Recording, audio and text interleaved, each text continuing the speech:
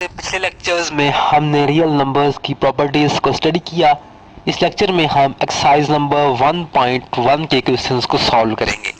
Question number 1 is which of the following sets have closure property with respect to addition and multiplication. हमने ये बताना है कि किन सेट्स में closure property of with respect to addition और multiplication hold करती है और किन में नहीं करती। तो स्टार्ट करते हैं पार्ट नंबर 1। फर्स्ट पार्ट ये है, सेट हमारे पास दिया गया है 0। हमने बताना है कि इसमें closure property with respect to addition या मल्टीप्लिकेशन होल्ड करती है या नहीं। सबसे पहले हम ये देखेंगे closure property with respect to addition होती क्या है, कि अगर हम इस नंबर को या इस सेट के जितने भी नंबर्स हैं उनको आपस में ऐड करें और ऐड करने के बाद उनका जो रिजल्ट है वो भी इसी सेट से बिलोंग करेगा, तो हम कहते हैं कि closure property with respect to addition hold करती है। तो हम देख लेते हैं कि इस सेट में मेंबर है 0, इस 0 को इसी में ऐड करें तो इसका आंसर आएगा 0, जो कि बिलोंग करता है इसी सेट से, sorry belongs to this set. Similarly multiplication के लिए कि अगर हम इनको आपस में मल्टीप्लाई करें 0 multiplied by 0 answer is 0 which also belongs to this set। तो हम ये कहेंगे कि ये जो है ये सेट हमारे पास, इसमें closure property with respect to addition भी है और मल्टीप्लिकेशन भी है। दूसरा पार्ट हम देखते हैं। दूसरा पार्ट है उसमें हमारे पास है 1। एडिशन के लिए हम देखें कि अगर हम इस 1 प्लस 1 तो इसका आंसर हमारे पास आएगा 2, जो कि बिलोंग नहीं करता इस सेट में से। तो इसका मतलब है कि इसमें closure property with respect to addition नहीं है, don't have closure property with respect to addition. Multiplication के लिए देखें, 1 को मल्टीप्लाई करें 1 के साथ, answer is 1 which belongs to this set, so it have closure property with respect to multiplication।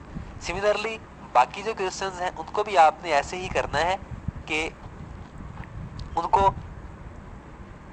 जितने भी मेंबर्स होंगे उनको पहले आपस में ऐड करें। ऐड करने के बाद अगर उनका जो रिजल्ट है वो मेंबर है उस सेट का, तो इसका मतलब है कि वो प्रॉपर्टी को होल्ड करते हैं, और अगर मेंबर नहीं है तो इसका मतलब है कि उस प्रॉपर्टी को होल्ड नहीं करते। सिमिलरली मल्टीप्लाई करके देख लें, अगर मल्टीप्लाई करने के बाद उनका जो रिजल्ट है वो उसी सेट से है तो इसका मतलब है कि उनमें closure property with respect to multiplication है, और अगर उस सेट में से नहीं है तो फिर प्रॉपर्टी नहीं है।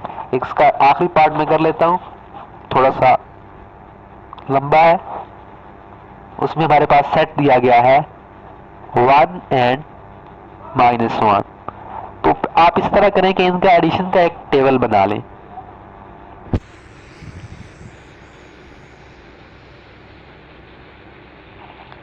टेबल बनाने के बाद अब हर जो सेट का नंबर होगा उसको हमने ऐड करना है उसके जितने भी नंबर्स हैं। 1 एंड -1 कि पहले इस 1 को मैं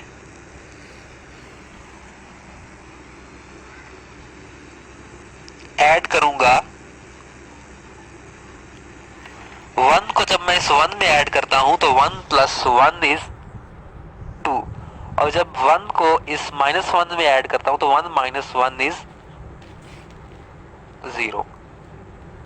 जब इस -1 को 1 में ऐड किया जाएगा तो answer is 0 and -1 answer is -2। जब हमने एडिशन की दो नंबर्स की तो उनके जितने भी रिजल्ट आए वो हमारे पास इस सेट से बिलोंग नहीं करते, तो इसका मतलब है कि इसमें प्रॉपर्टी नहीं है, don't have closure property with respect to addition. Similarly अब आप मल्टीप्लिकेशन के लिए चेक करें। मल्टीप्लिकेशन के लिए भी आप उसी तरह एक टेबल बना लें।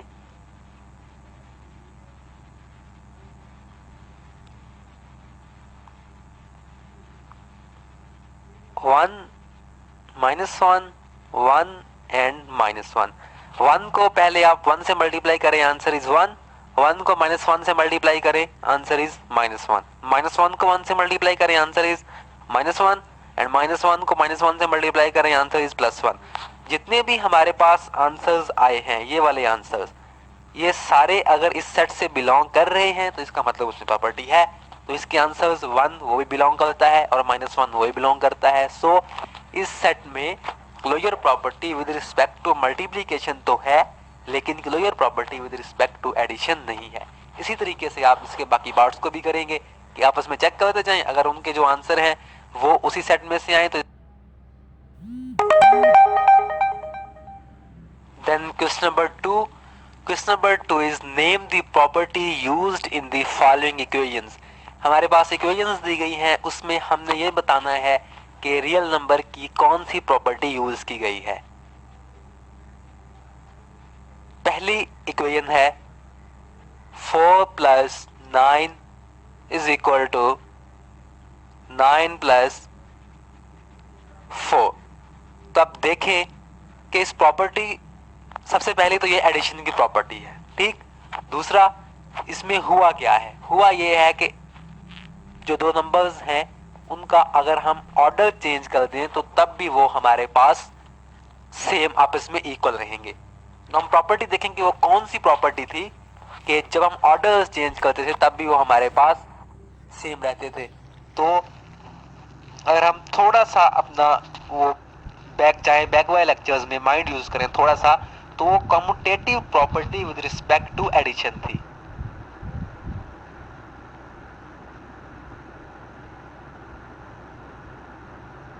Commutative property with respect to addition. Commutative property with respect to addition ये होती है कि अगर हम नंबर्स हैं उनका ऑर्डर चेंज कर दें तो तब भी वो हमारे पास इक्वल रहते हैं। ये क्वेश्चन सॉल्व करने से पहले आपको सारी प्रॉपर्टीज का अच्छे तरीके से आना जरूरी है। देन उसके बाद मैं एक और पार्ट देख लेता हूँ, इट इज पार्ट नंबर 4 के 100 + 0 इज 100। कौन सी प्रॉपर्टी होगी? एडिटिव आइडेंटिटी होगी कि 0 हमने देखा था कि एडिटिव आइडेंटिटी है, उसको हम किसी भी नंबर में ऐड करेंगे तो उसका आंसर वही रहेगा, एडिटिव आइडेंटिटी। देन उसके बाद एक और पार्ट देख लेते हैं, yes, is the part number 6 which is 4 multiplied by 1 plus -4 multiplied by 1 is equal to 0। Part number 6 के एक रियल नंबर है, उसमें हमने एक और रियल नंबर को ऐड किया, हमारे पास आंसर 0 आ गया। तो ये प्रॉपर्टी थी एडिटिव इनवर्स की कि हर नंबर के लिए एक ऐसा नंबर एग्जिस्ट करता है कि अगर उसको हम ऐड करेंगे तो उसका आंसर 0 आएगा। So this property is additive inverse. Then उसके बाद पार्ट नंबर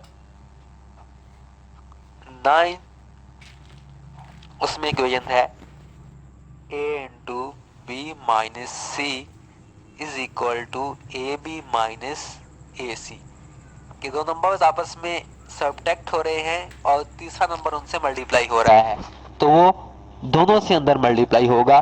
तो ये प्रॉपर्टी हमने कौन सी स्टडी की थी? ये प्रॉपर्टी थी डिस्ट्रीब्यूटिव प्रॉपर्टी।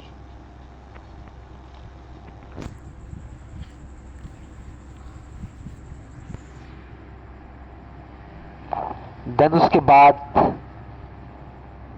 आखिरी पार्ट देख लेते हैं, वो है a into B plus C minus D is equal to A B plus A C minus A D. तो ये भी वही प्रॉपर्टी है जो पहले हमने स्टडी की, डिस्ट्रीब्यूटिव प्रॉपर्टी। जो प्रॉपर्टीज पहले लेक्चर में स्टडी की गई हैं उनको आप अच्छे तरीके से तैयार कर लेंगे तो उसके बाद Then question number 3 is name the property used in the following inequalities. पहले हमने वो रियल नंबर्स के एडिशन और मल्टीप्लिकेशन की प्रॉपर्टीज में बताया था, अब हमने ये बताना है कि इनइक्वालिटीज की कौन सी प्रॉपर्टी इन इक्वेशंस में यूज की गई है। तो पहला पार्ट जो है -3 is less than -2 and it implies that 0 is less than 1। हम देखेंगे इसमें कौन सी प्रॉपर्टी यूज की गई है। दो नंबर्स हैं, अब -3 is less than -2 और उसके बाद उसने कहा है कि 0 is less than -1। जब इन दो नंबर्स में एक सेम नंबर को ऐड किया गया और उसके बाद जो रिजल्ट आया है, तो जो रिलेशन इनका होगा वही उस रिजल्ट का रिलेशन होगा। -3 में 3 ऐड किया तो 0 आ गया और -2 में 3 ऐड किया तो 1 आ गया। तो ये प्रॉपर्टी फिर कौन सी हुई कि जब हमने दोनों में सेम नंबर को ऐड किया तो उसके बाद रिजल्ट जो है उसका भी वही रिलेशन है जो कि पहले नंबर का रिलेशन था। तो ये प्रॉपर्टी है एडिटिव प्रॉपर्टी।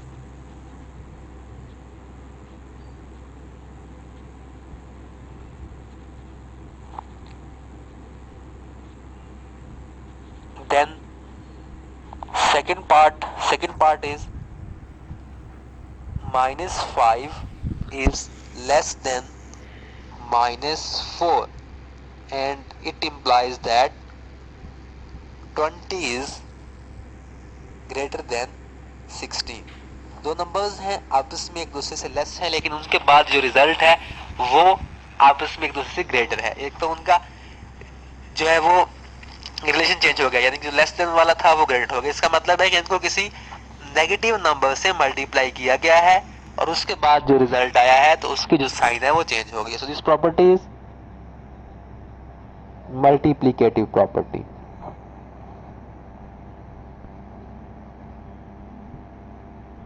जब आपको प्रॉपर्टीज अच्छी तरीके से आती होंगी तो फिर आप एक उनको देखते ही बता सकेंगे कि कौन सी प्रॉपर्टी यूज की गई है। उसके बाद fifth part is A is less than B and it implies that 1 over A is A is greater than B and 1 over A is less than 1 over B। तो इसमें मल्टीप्लिकेटिव प्रॉपर्टी यूज की गई है।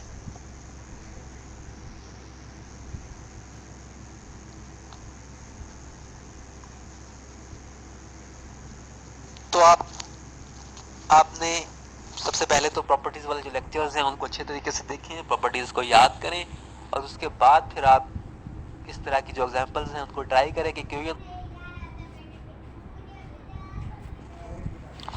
Then question number 4 is prove the following rules of addition. Addition के rules हमने prove करने हैं by using properties of real numbers. उसमें पहला पार्ट है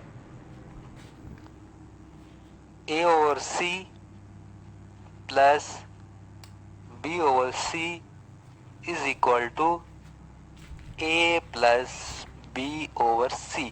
इसको अब हमने प्रूव करना है। हम इसकी लेफ्ट हैंड साइड ले लेते हैं, A over C plus B over C। तो इसको अगर हम देखें तो इस A के साथ ये 1 over C मल्टीप्लाई हो रहा है प्लस इस B के साथ ये 1 over C मल्टीप्लाई हो रहा है। यहाँ से 1 over C दोनों में से कॉमन आ जाएगा तो ये आपके पास आ जाएगा A plus B into 1 over C which is equal to A plus B over C which is the right hand side। इसका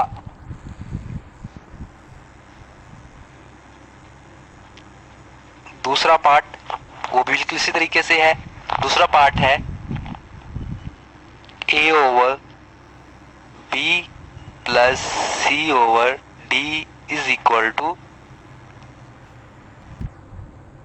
AD plus BC over BD।